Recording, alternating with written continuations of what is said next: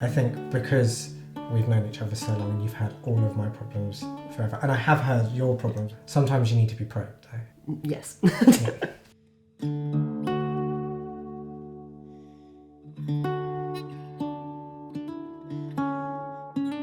It was 5 years ago. My brother had terminal cancer. He was kind of rushed to hospital in an ambulance because he was having trouble breathing, and he posted this thumbs up selfie which went viral and it was this ridiculous time. I felt awful, but we laughed about this.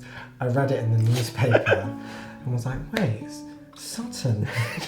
And then I came back down to London and I remember we went out for dinner and it was this nice kind of like normality amongst the storm, just like going out for a meal. I could tell that when you came down to London, you just didn't really want to talk about it. I was being like, I'm here if you need me, I was getting really...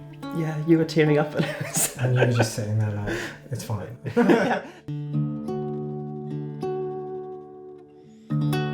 I was worried about the words I used. It's difficult to talk about this stuff. You might mess up in the language you use, but you can tell if someone's coming from a good place, and that's what matters in these conversations, not so much kind of the exact phrasing.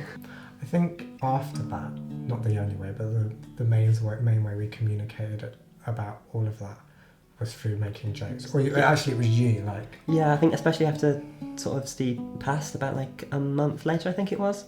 Like my brother's story is kind of unique because there was so much good in it anyway. Like what's weird about his death is that it was sad, but it also wasn't sad. Humour was definitely a good coping thing for me. It did take the wind out of it because I'm a very emotional person, so I do remember being like distraught and upset.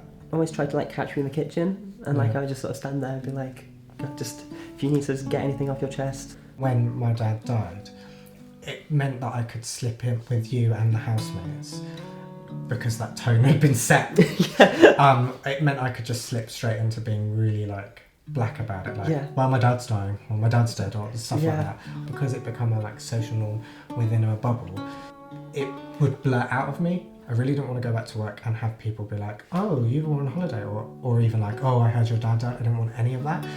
Then I suddenly found power in just being like, so my dad died? And like freaking people out and jar people because I'd be doing the black humour thing. When that was going on, you like made your first joke and you're like, see, I can joke about it now too. If you're trying to speak to someone who is grieving and you want to let them know that you're there, it doesn't have to be like a big event. Showing that you care and that you are there, but kind of letting them shape how they want to use that support. Put it out there as best you can, and sometimes they might not want to talk to you, but they just need a friend to hang out with. Maybe they do really, really want to talk to someone and haven't been able to air it, but don't force what you expect out of that conversation. Yeah, you don't know any of that in advance. Yeah.